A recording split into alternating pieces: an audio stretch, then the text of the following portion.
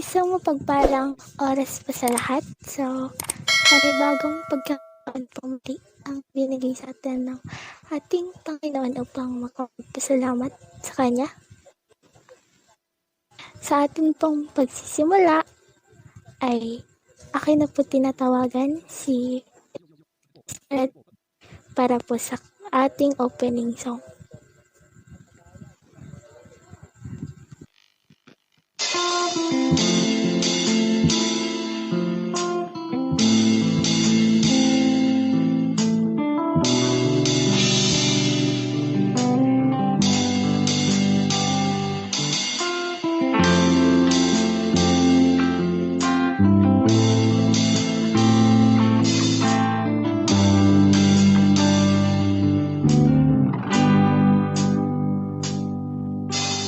Hide me now under your wings.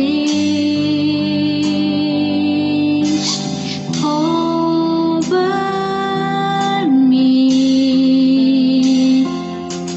within your mighty hands. When the oceans rise and thunders roar, I will soar with you above the storm. Father, you are King over the floods, and I will be still, know you are God.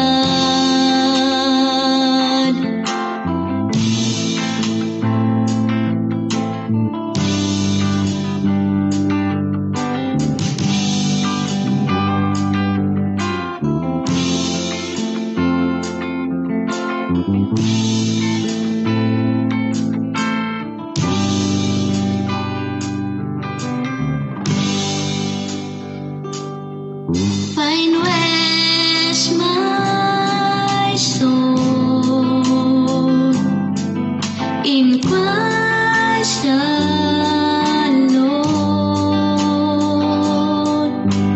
Know His power in quietness and trust.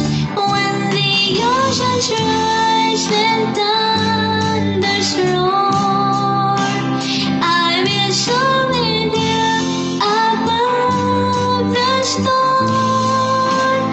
Father, you are King over the floods, and I will be still, know you are God.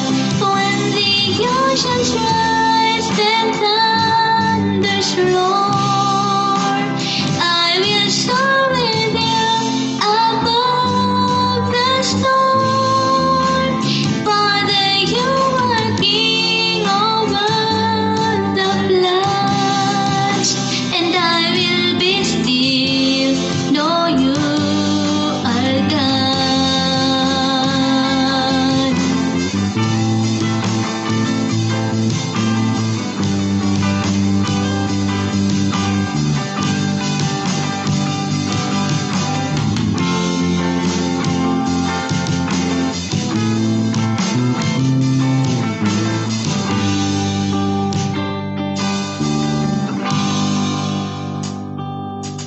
Find rest, my soul, in Christ alone. Know His power in quietness and trust. When the oceans rise and thunders roar, I will soar with you above the storm. Father, you are King over the floods, and I will be still, know you are God.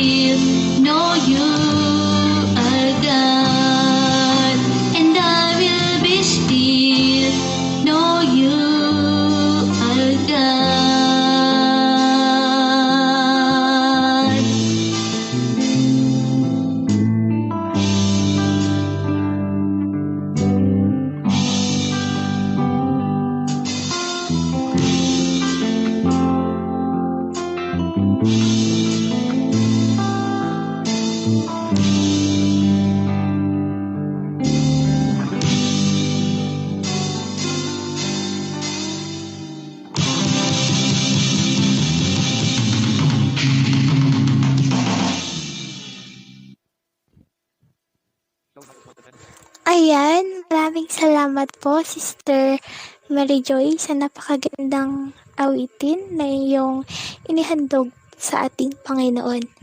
So, dadako po tayo sa opening prayer na ihahatid sa atin ni Brother Joshua Bora.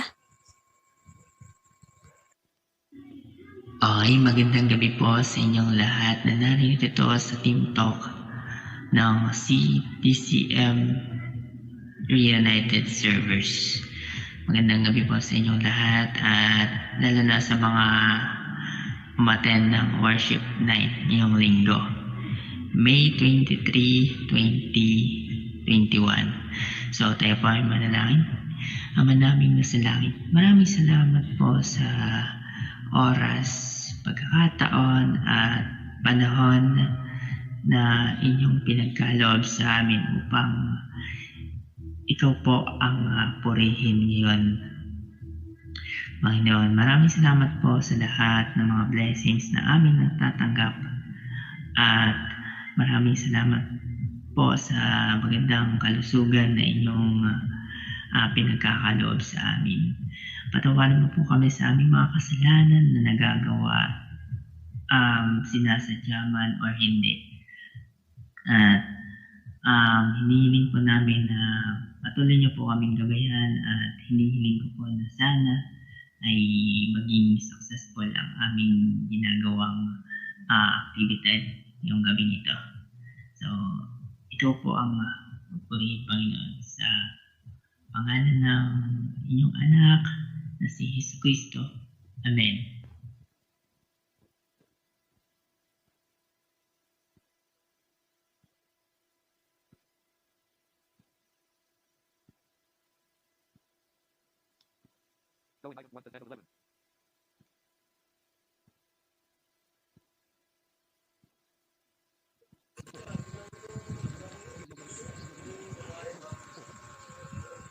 Ayan, so maraming salamat po, Brother Joshua.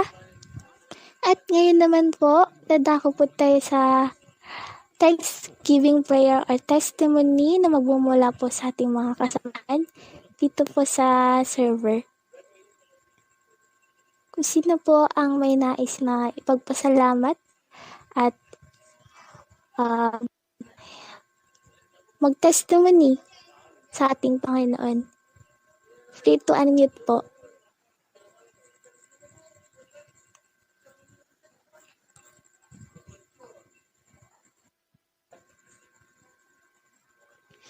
So, naririnig po ba ako?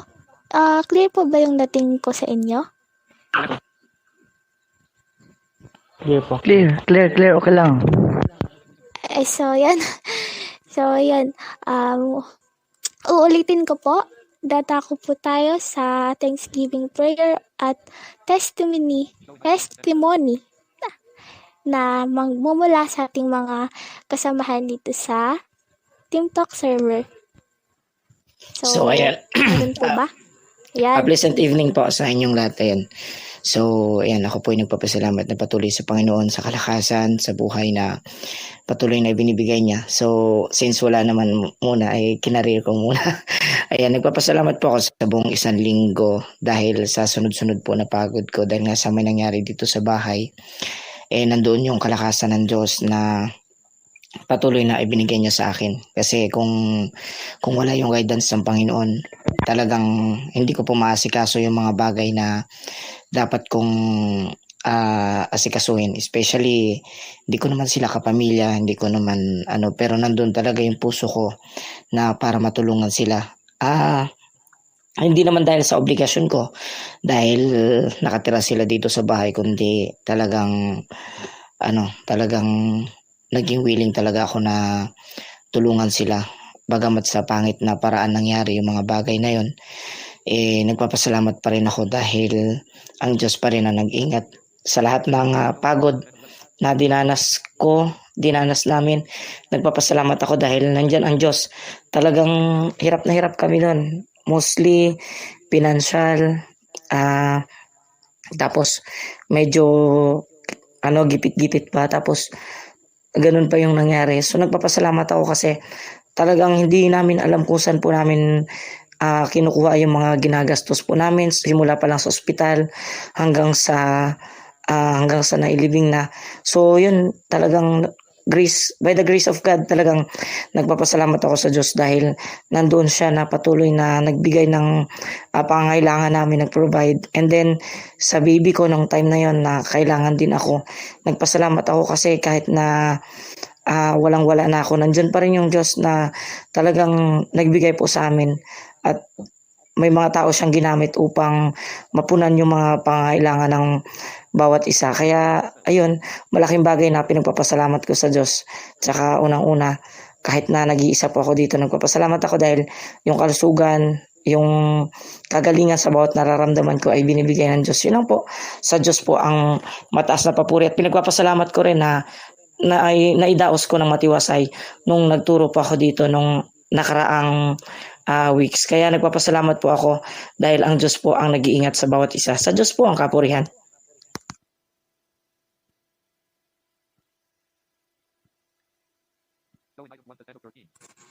Ayan, maraming salamat po Kuya Mark sa napakagandang ibinahagi mo upang magpasalamat sa ating Panginoon. Talaga namang napakabuti ng Panginoon dahil sa kabila ng hirap, sa financial man or sa anumang bagay, ay sabi nga sa kasabihan, God will provide. So, yun talaga. Tama talaga yung kasabihan na yun kasi every time na may struggle is andyan lang yung si Lord para mag-provide ng mga needs natin. So, thank you po, Brother Mark, sa napakaganda at talaga namang makakahanga lalong pinapakita ang kabutihan ng Panginoon. Ayan.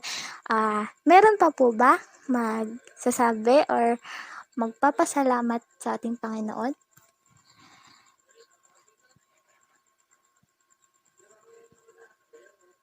Ito unmute lang po kung wag po kayong mahiya. Okay lang po yan.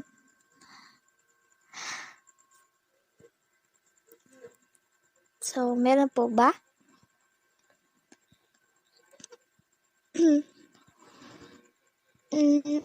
Since parang wala po siguro, pero kahit na wala man pong magpe-present na or magpe-present kung sino po testimony dito, alam ko po sa puso nyo na yung pasasalamat nyo po sa ating Panginoon ay nandoon. At since ako po yung presider, susulitin ko na rin po yung pagkakataon na to para magpasalamat sa Kanya. Ayun, nais ko lang po magpasalamat kay God sa lahat ng provide niya sa mga needs ng family ko, sa akin, sa pag-iingat niya sa pamilya ko, mga malalayong membro ng pamilya ko, and sa mga taong malalapit sa buhay ko. At syempre, yung sa kabila man ng ngayon is nanatiling nakakasurvive. Sana po, hiniling ko na someday, pagising natin, mabalik na normal ang lahat. So, yan. Lahat po, hindi ko man po masabi isa-isa, pero God knows po kung ano yung gusto kong ipagpasalamat sa Kanya. So, yan. Ngayon po ay makakarinig po muli tayo ng isang hindi lang isa, maraming kanta. Makalangit na awitin ay hahandog sa atin ng CDCM Worship Team.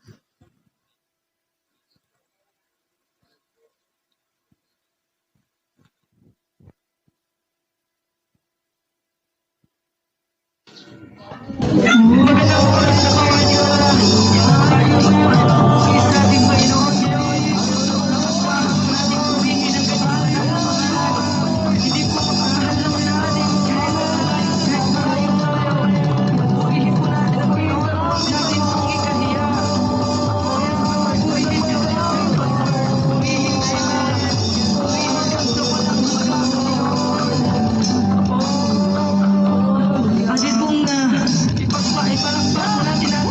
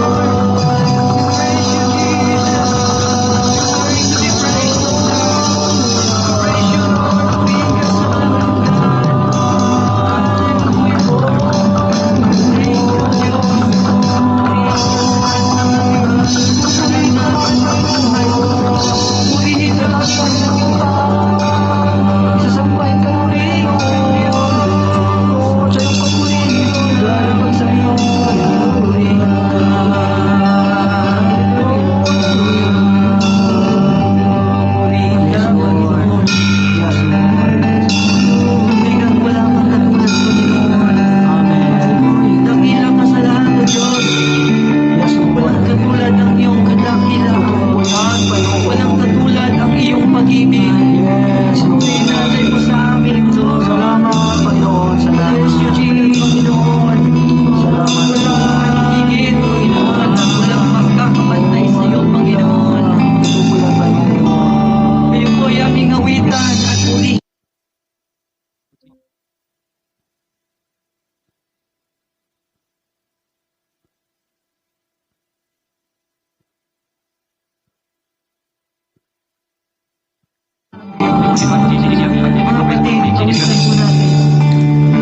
Awitin ko man lahat ng awit sa mundo. Di kayang iharapan ang kadakilan mo. Kulang ang lahat ng mula. Kulang maging mga salita upang ilaya ang kabutihan mo.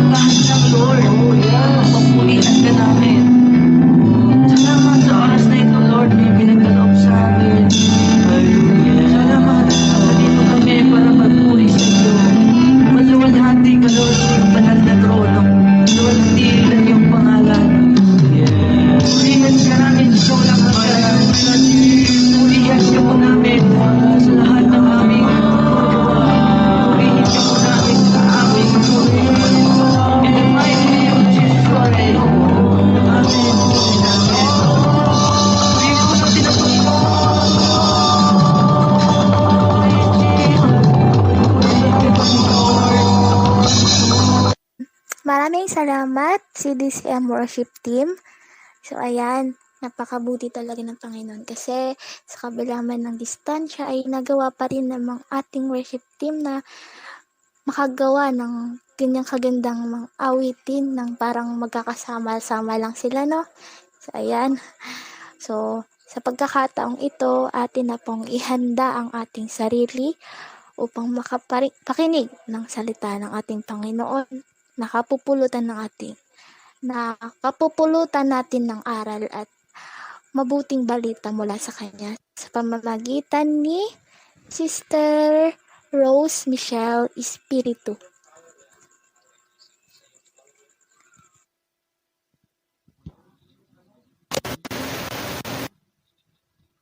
Okay, so magandang gabi po sa ating lahat.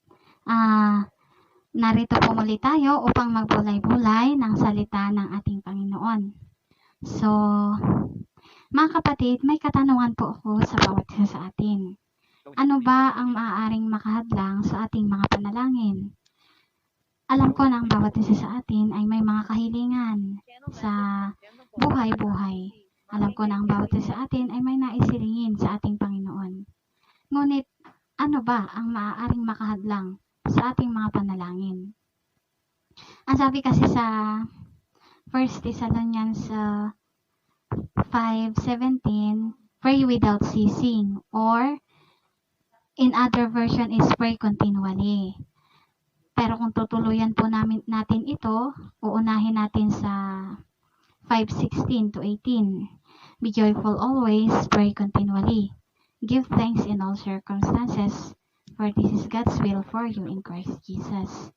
Yan po ay matatagpuan sa 1 Thessalonians chapter 5:16 to 18. Pero mga kapatid, gaya po ng aking katanungan kanina, ano nga po ba ang maaaring makahadlang sa ating mga panalangin? Lagi nating isipin mga kapatid na hindi lang ang ating sarili ang dapat nating ipapanalangin. Lagi nating isipin na kailangan ng iba ang ating panalangin. So, ano ba ang dapat nating gawin upang ang ating mga panalangin ay hindi mahadlangan? Okay? So, this is an individual question na ang bawat isa lang sa atin ang makakasagot. Okay. Ano ang maaaring makahadlang sa panalangin? Una, envy. If you remember mga kapatid, kung naalala niyo po yung sharing ko noon about envy, or in Tagalog is inggit. Ano ba ang hindi magandang naidudulot nito? Mga kapatid, pag mayroon kasi tayong inggit sa ating puso, ay nagkakaroon tayo ng hinanakit sa ating kapwa. Sapagkat ang ninanais lang natin ay tayo lang ang maaaring magkaroon ng mga bagay-bagay na nais natin. Ninanais natin na halimbawa sa isang samahan ng magkakaibigan o ng grupo, nais natin na tayo lang ang papakisamahan ng kaibigan natin gusto nating makasama. Nais nating walang iba na pupuntahan ang atensyon nila kundi tayo lang. Which is, yan ang isang halimbawa ng inggit. Ano pa ang halimbawa ng envy? Marami.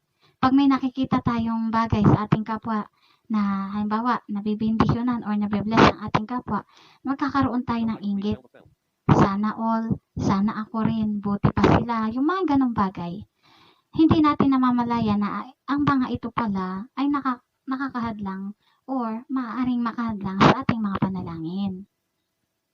Inuulit ko mga kapatid, hindi lang tayo ang dapat nating ipapanalangin. Kailangan ng iba ang ating panalangin. So, paano mo maipapanalangin ng iba? At paano masasagot ang panalangin mo para sa iba kung hindi malinis ang puso ng bawat isa? Ano ang maaaring makahadlang sa panalangin? Na ikalawa, hatred or puot. Sabihin na, kasi iba ang galit sa puot eh. Ang puot kasi malalim na ano yan, malalim na termino. Ang puot mga kapatid, share ko lang ang experience ko. Nung hindi ko nakikilala ang Panginoon,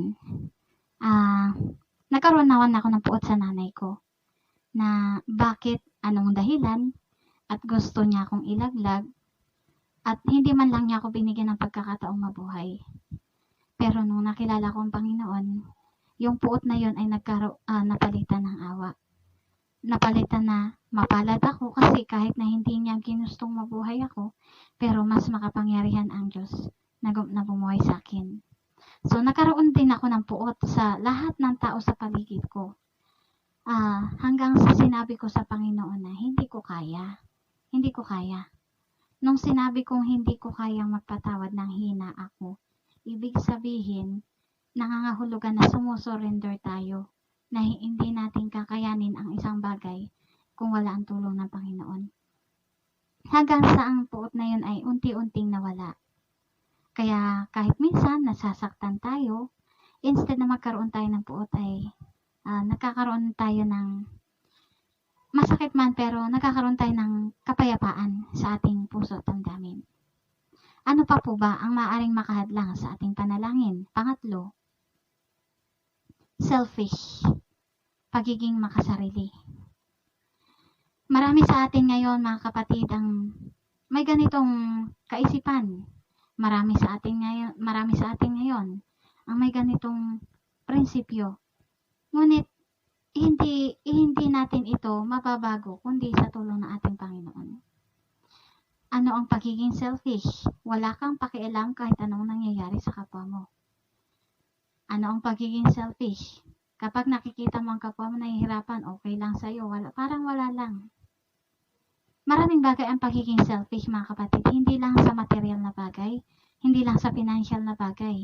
Maraming aspeto ang selfish. Para ring envy yan or inggit. Maraming mga aspeto. Pang-apat, mga kapatid. Ano ang maaaring makahadlang sa ating mga panalangin? Unconfessed sin. Mga kasalanang hindi natin nasasabi sa Panginoon.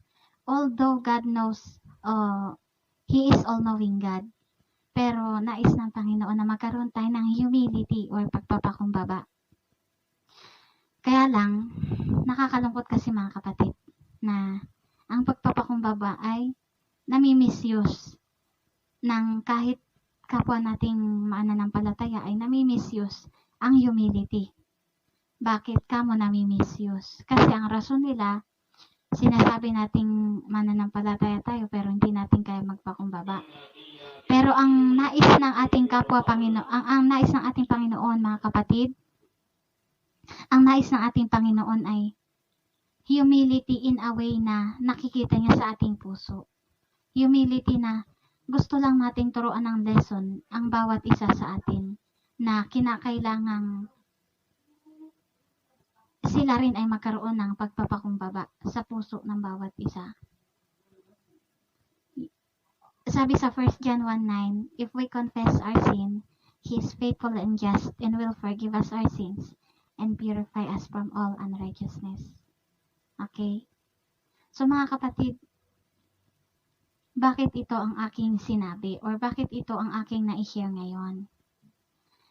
Dahil lagi kong sinasabi, kailangan ng bawat isa ang panalangin natin. At maging sa ating sarili, kailangan nating manalangin. Ang sabi ng teacher namin, prayer is like an spiritual backbone.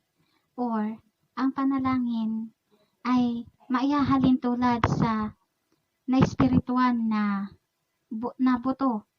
Kasi 'di ba, pag wala tayong buto, hindi tayo makakatayo. Para tayong skeleton na matutumba. Pero kapag may buto tayo, kumpleto tayo ng bones, ay makakatayo tayo ng maayos. So, ganun din sa ating spiritual na aspeto.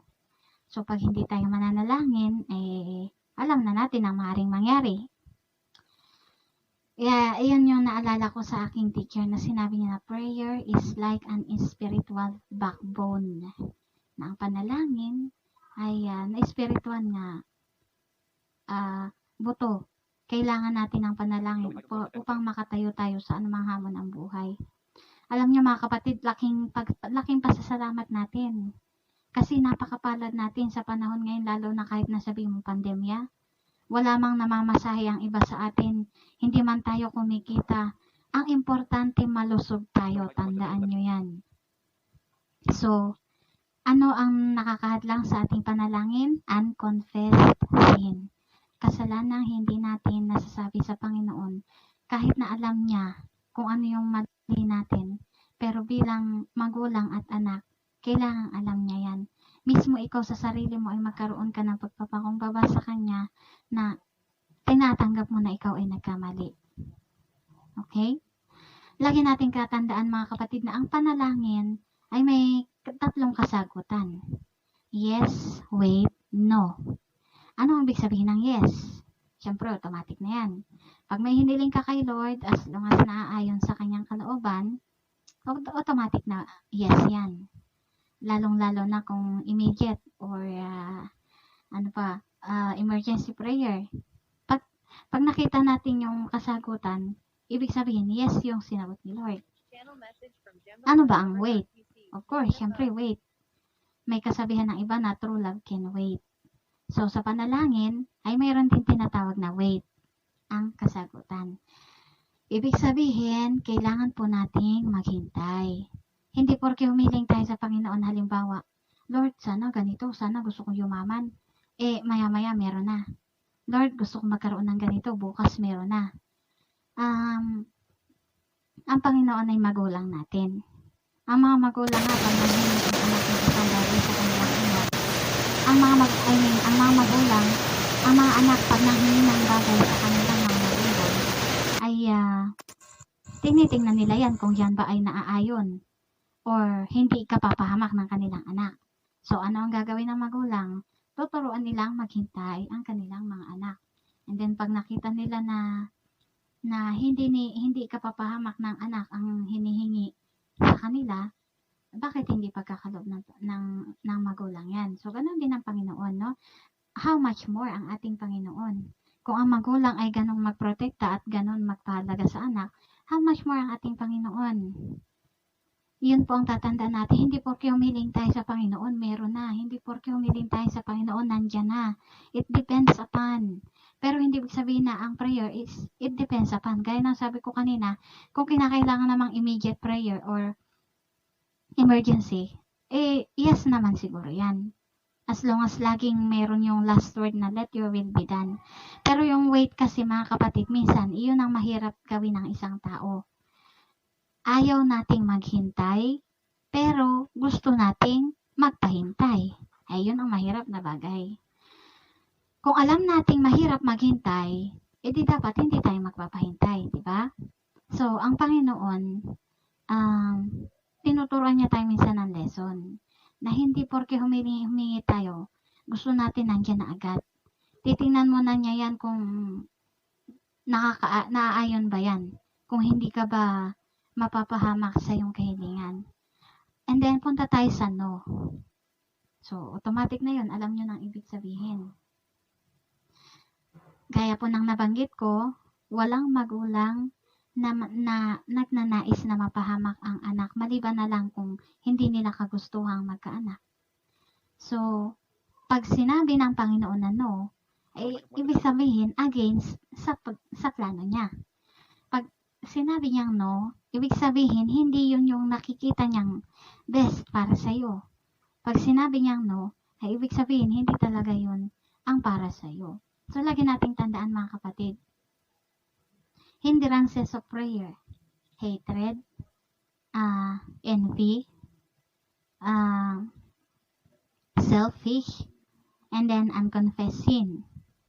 Yan po ang hindrances of prayer or maaaring makahadlang sa panalangin. And then, punta naman tayo sa tatlong kasagutan ng panalangin. Yes, wait, no. Siyempre, alam ko na gustong-gusto ng iba ang yes. At ayaw na ayaw din ng lahat ng iba ang wait at saka no. Pero lagi po nating tatandaan, kailangan matuto tayong sumunod sa anumang nais ng Panginoon. Kasi kahit anong gawin mo, kung talagang hindi ng kanyang kalooban sa'yo, kailangan nating tanggapin upang nasa gano'n, hindi na tayo magkasala. Kasi, pag hindi lang natin natanggap yung sagot ng prayer natin, Maaari nating sabihin, Lord, ang daya mo naman. Lord, bakit ganyan? May mga ganyan tayong attitudes. Aminin man natin sa hindi. Pero sana matuto tayo na sabihin na, anyway, Lord, let your will be done. So, mga kapatid, ang conclusion ko ay yung sinabi ko na prayer is like an spiritual backbone. So, lagi nating iisipin na kailangan nating manalangin every day of our lives, in every day, every time, bago tayo lumabas, bago tayo matulog, kasi hindi natin alam ang oras. Malay nyo, ako na nagsasalita sa inyo, malalaman nyo na lang, wala na pala ako, umuwi na ako sa Panginoon. Yung mga ganong bagay, hindi natin alam kung ano ang maaaring kahinatnan ng bawat isa. Kaya ang panalangin, dapat laging nandyan yan. Every time, every day. Hindi natin alam. Malay nyo. Walang nakakaalam ng buhay. So, lagi nating isipin na importante talaga ang panalangin. Lagi tayong magpakumbaba sa Panginoon na kailangan natin ng guidance niya. Lagi nating sabihin na, Lord, kung wala ka, hindi ko kakayanin. Sana ingatan mo ko sa pandemic na ito. Alam mo ang sitwasyon ng bawat isa. So, yun yung ating dapat lagi nating iisipin. So, mga kapatid, pray without ceasing, give thanks in all circumstances. No? So, mahirap man gawin, pero in God's time, in God's will, sa tulong ng Panginoon, makakaya natin ito. Nais ko lang manalangin ng maikling panalangin. Panginoon, salamat sa pagtuturo mo sa bawat isa sa amin na dapat kaming matutong sumunod sa iyong kalooban. May mga bagay-bagay man po kami na hinihiling na hindi naaayon sa iyo. Ang lahat ng ito hinihiling ko po ng kapatawaran upang nang sa ganon ay maging matiwasay at maging mapayapa ang puso't damdamin ng bawat isa. Lord, may mga panalangin man kami na kung nakikita mo na ito ay maaaring naayon sa iyong kalooban, turuan niyo po kaming maghintay kung sakaling ang kasagutan mo ay wait. At kung may mga panalangin man kami na hindi mo kagustuhan, ay nawa ang kapatawaran mo ay maigawad mo sa bawat isa sa amin at turuan mo rin kaming tanggapin na hindi lahat ng panalangin ay oo ang kasagutan at naway matanggap namin ang katotohanan. Lord, patawarin niyo po kami. Hindi po namin inirarason na tao lang kami, Panginoon, habang nabubuhay kami sa laman ay kailangan namin ng tulong mo upang nasa ganun ay magawa namin ng tama ang dapat namin gawin at mawala ang inggit sa aming puso, magkaroon kami ng kapatawaran sa bawat isa, magkaroon kami ng kapakumbabaan, magkaroon kami ng peace of mind, Panginoon, upang nasa ganun ay maging maayos ang relasyon namin sa iyo. May mga failures in life man kami, mga kahinaan sa buhay. Ngunit Lord, ang lahat na yun ay hinihingi namin sa kapatawaran. Lord, ang bawat isa sa amin, hinihiling ko na ingatan mo sa pandemyang ito. Alam mo, Panginoon, ang sitwasyon namin, kung kakayanin ba namin o hindi. At nawa, ang banal na dugo mo ang laging mag-ingat sa amin, ang banal na dugo mo ang laging dumaloy sa amin, upang anumang klase ng virus ang dumating ay hindi kami tamaan, sapagkat nasa sa amin ang iyong kapangyarihan at ang iyong dugong banal na aming pag-asa. Salamat, Ama, ikaw ang patuloy mag-ingat sa bawat isa, sa mga kapatirang ito, maging sa kanilang pamilya. Sa iyo na ang pinagkakatiwala ang lahat. All the glory must be to yours, O Lord. Salamat, Ama. Ang lahat ng papuri at pasasalamat, tanging sa iyo lamang, in Jesus' name. Amen.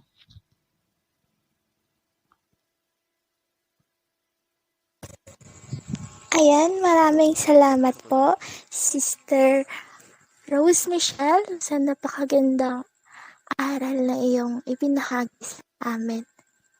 So, napakabuti talaga ng Panginoon dahil sa kabila man po ng hindi po tayo perfect, alam po natin yun. Minsan, aminin man natin or hindi, na alam niyo po yung ano po tayo, parang pag minsan nakahagawa tayo ng pagkakamali, parang hindi mo siya ina-admit as your mistake, lalo na kay Lord. Pero sa kabila man nun, never niya tayong sinambatan na anak. Ba't ganyan ka? Ganun. Instead na sumbatan niya tayo, mas lalo niya tayong pinapatawad at tinatanggap ko ano man yung pagkakamali natin. Pero nandun pa rin yung time na ginagawa niya upang para magtanda tayo, magising tayo sa katotohanan na mali, na huwag tumanggap ng pagkakamali. At saka yung gaya ng inggit, lalong-lalo na yan, minsan po talaga ang nagiging dahilan kung bakit nawawala or lumalayo yung loob natin kay Lord is yung inggit. Mas namumuo sa puso natin. Kaya, instead na magpasalamat or alam niyo po yung i-offer na lang po yung ating life sa Kanya is mas namuo po sa atin yung inggit sa ibang tao na bakit siya ganito ang swerte-swerte niya. Alam niyo po yung ganun, yung minsan nakukumpara yung sarili. Hindi po sa atin, hindi po naiiwasan na hindi makontento minsan. So, yun po yung mga natutunan ko ngayon na manatiling makontento at huwag iralin kung ano man po yung masamang nararamdaman, lalo yung inggit. At kung ano man po yung panalangin mo is kailangan mo lang maghintay kung ito ba ay di mo ikakapahamak or maghintay ka lang ng tamang panahon para ipagkaloob niya ito. Or hindi, kasi alam niya na hindi magiging maganda ang epekto sa'yo nung bagay na ipinapanalangin mo sa Kanya. So, ayan. Yun lang po yung maishashare ko as presider. Ayan. So, sa pagkakataon po na ito, dadako na po tayo sa closing song na ibabahagi po sa atin ni Brother Christian Dolores.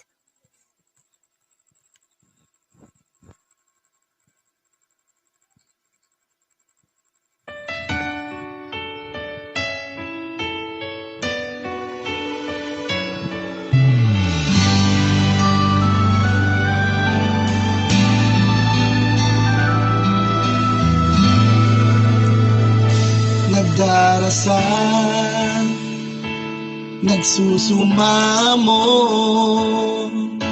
na sana pakinggan ang panalangin ko. Nakikiusap, sana'y tulungan mo na tumagal pa ang buhay ko. Nalulungkot ako at umiiyak, bigyan pa ng pag-asa ko'y mabuhay pa.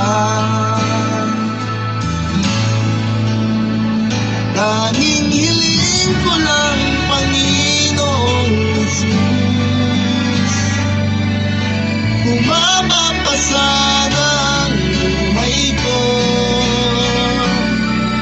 Diba't sabi mo,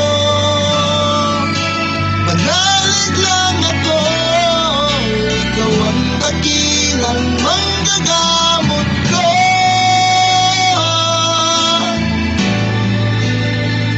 Tanging hiling ko lang, Panginoong Jesus, humaba pa sana ang buhay ko. Lumalapit at naniniwala sa'yo, gagaling ako dahil sa tulong mo.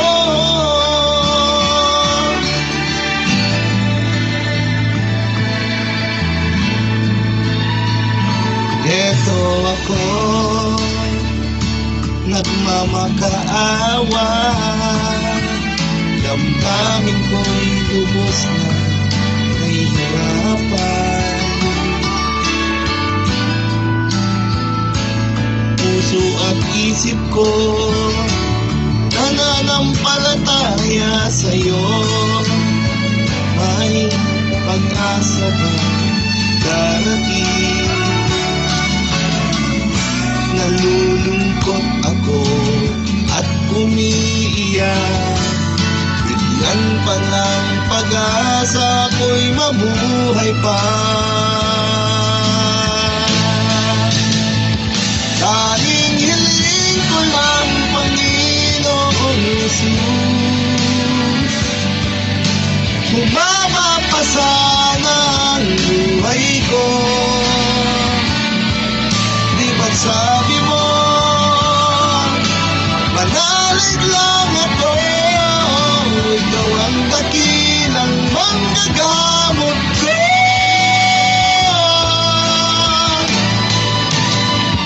Tanging hiling ko lang, Panginoong Jesus,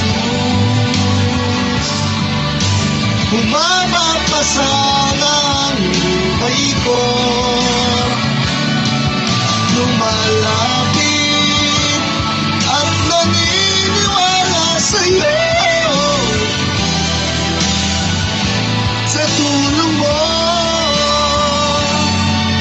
gagaling ako dahil sa'yo.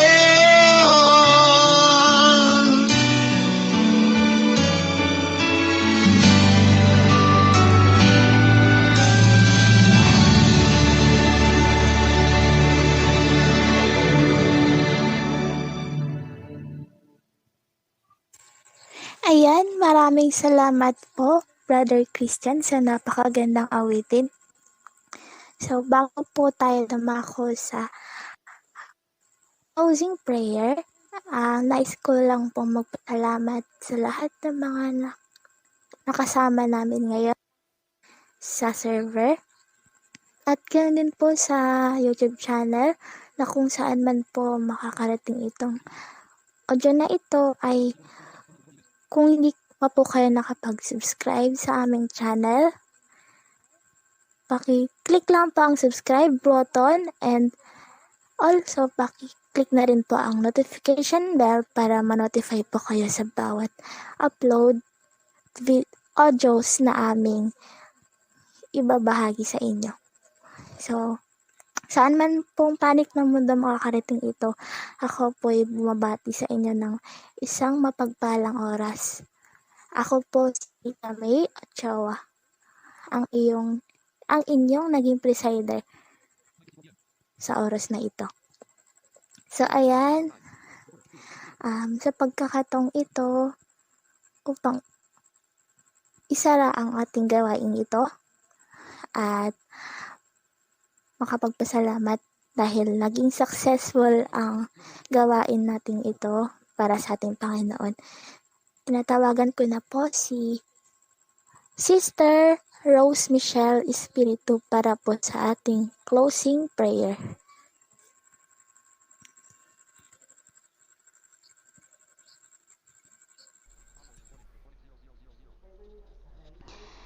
Panginoon, salamat sa bawat salita mo na ipinagkaloob mo sa bawat isa sa amin.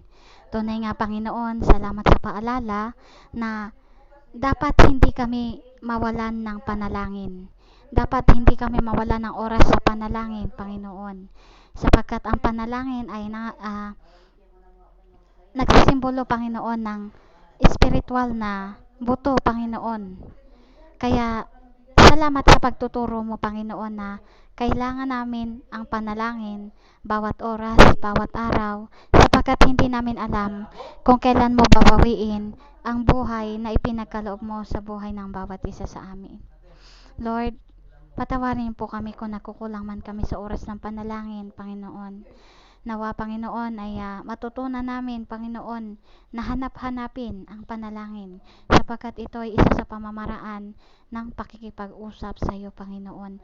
Ang panalangin ay napaka-importanting bagay upang makipag-usap kami sa iyo, Panginoon. Lord, tulungan mo po kami na lagi naming asam-asamin na kami ay makikipag-usap sa iyo lagi. At tulungan na po kami, Panginoon, na maging tapat sa aming mga panalangin, maging tapat sa nilalaman ng aming puso at damdamin, Panginoon, upang nasa ganon ay walang makahadlang sa aming mga kahilingan, maging para man sa sarili namin or para sa aming kapwa. Lord, Sabi mo nga, magpanalanginan ang bawat isa. So, nangangahulugan lang, Lord, na kailangan maging totoo kami sa aming panalangin at maging tapat kami sa aming mga kahilingan, hindi lang para sa aming sarili, kundi maging sa aming kapwa. Lord, salamat Ama, salamat. Inulit ko, Lord, kung may mga panalangin man kami na hiniling na hindi mo kagustuhan, naway maigawad mo ang kapatawaran na nagmumula sa iyo, Panginoon. At turuan mo kaming manalangin nang naaayon lang sa iyong kalooban. Salamat, Ama, at lahat ng papuri at pasasalamat, pagbibigay pugay sa iyong katamis-tamisang pangalan ay tanging sa iyo lamang. Sa pangalan ni Jesus, ito po ang aming samantalangin. Amen.